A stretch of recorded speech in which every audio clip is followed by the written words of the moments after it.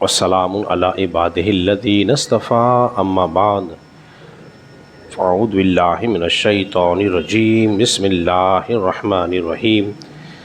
سامعین وقار، آپ حضرات درس حدیث سماعت کر رہے ہیں اور آج ہماری فیضان ریاض الصالحین سے حدیث نمبر جو ہے وہ ہے 551 ہے۔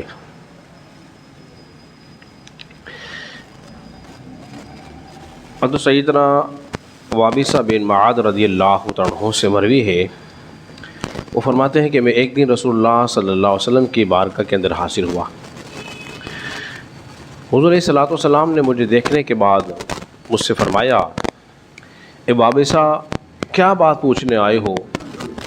کیا میں تمہیں اس بات کی خبر نہ دوں جس کا سوال تم مجھ سے کر رہے ہو؟ عرض کی، یا رسول اللہ صلی اللہ علیہ وسلم، ضرور ارشاد فرمائیے۔ آپ علیہ الصلوۃ والسلام نے ارشاد فرمایا کہ تم خیر اور شر کے بارے میں پوچھنے آئے ہو، نیکی کیا ہے، بھلائی کیا ہے؟ حضور علیہ الصلوۃ والسلام سے انہوں نے عرض کی، ہاں رسول اللہ صلی اللہ علیہ وسلم، میں یہی پوچھنے آیا ہوں۔ حضور نے بغیر کہے، ان کی بات کو بغیر سنے ہی اس بات کا ارشاد فرما دیا کہ تم مجھ سے کیا پوچھنے آئے ہو۔ آپ علیہ الصلوۃ والسلام نے دل کی طرف اشارہ کر کے فرمایا کہ تم اس سے ہی سوال کر لیتے، یہ تمہیں بتا دیتا کہ بھلائی کیا ہے اور برائی کیا ہے۔ لیکن نیکی کرنے کے بعد دل کو اطمینان و سکون حاصل ہوتا ہے، اور برائی کرنے کے بعد دل میں جو ہو کچھ باتیں کھٹکتی رہتی ہیں۔ تو حضرات گرامی، اس سے پہلے بھی ہم اس حدیث پر بات کر چکے ہیں۔ ذرا غور کیجئے کہ غیب دان نبی نے دلوں کی حالت کی بات بتائی ہے کہ کوئی شخص اپنے دل میں کیا بات چھپا کے لایا ہے۔ اللہ کے انبیاء، اللہ کے نبی ایسے ہوتے ہیں جو دلوں کی کیفیت کو بولیے جان لیتے ہیں۔ یہ تو انسان ہے، پتھروں کے اندر کی جو کیفیت ہوتے ہیں وہ بھی حضور اس کو بھی جان لیتے ہیں۔ حضور علیہ الصلوۃ والسلام نے ارشاد فرمایا کہ یہ احد پہاڑ جو ہے ہم سے محبت کرتا ہے اور ہم اس سے محبت کرتے ہیں، اور جو شکوک و شبہات والی چیزیں ہیں جو نچوڑ دیتا ہے وہ اپنی عزت بھی بچا لیتا ہے اور اپنا دین بھی بچا لیتا ہے۔ امام احمد بن حنبل کے پاس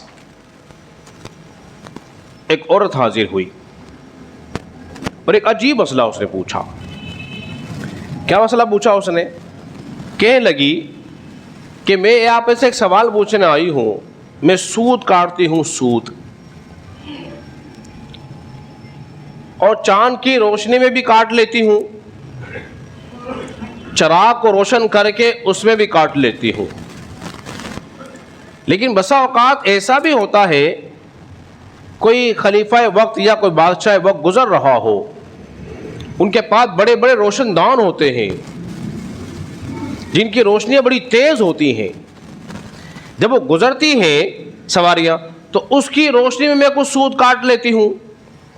اب پوچھنے یہ آئی ہوں، کیا یہ میرا عمل میرے لیے وہ روشنی والا اور یہ چراغ کی روشنی میں دونوں کو ایک ساتھ ملا کے بیچ سکتی ہوں، استعمال کر سکتی ہوں؟ امام احمد بن حنبل نے پوچھا، بتا تو ہے کون؟ کون ہے تو جو اتنی باریکی والی بات پوچھ رہی ہے؟ اس نے کہا، مجھے بشیر حافی کی بہن کہتے ہیں۔ فرمایا، تیرے لیے جائز نہیں ہے، تیرے لیے جائز نہیں ہے، تم تو پاک گھرانے والی ہو۔ تو یہ اولیاء اللہ اس قدر محتاط ہوتے تھے کہ ہر شبہ والی چیز سے بچا کرتے تھے۔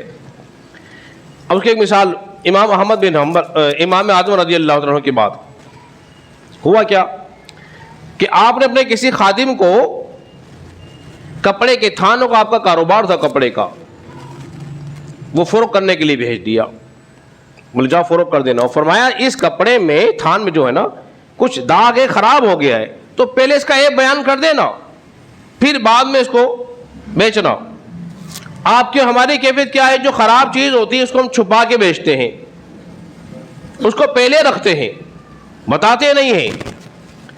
تو ہوا یہ کہ آپ کا جو حکم تھا وہ اسے سنا، لیکن اپنی کسی مصروفیت کی وجہ سے اس کا عیب بیان نہ کر سکا اور بھول گیا، اور اچھے تھان اور جو خراب والا تھان تھا وہ ایک ساتھ ہی بیچ دیا، سب کی قیمت مل گئی۔ جب سب کی قیمت مل گئی تو پوچھ دیا جائے، پھر آپ نے سوال کیا ہاں بھائی وہ کام ہو گیا؟ اس نے کہا حضور والا ہو تو گیا ہے، آپ نے فرمایا کیا تم نے اس کو بتا نہیں دیا تھا عیب؟ اس نے کہا کہ میں تو وہ عیب بتانا ہی بھول گیا، وہ عیب بتانا ہی بھول گیا۔ تو آپ نے فرمایا یہ جو سال جو روپے پیسے جمع ہوئے ہیں اس سارا کا سارا مال جو اللہ کی راہ میں صدقہ کر دو۔ اس میں شبہ والی بات پیدا ہو گئی ہے۔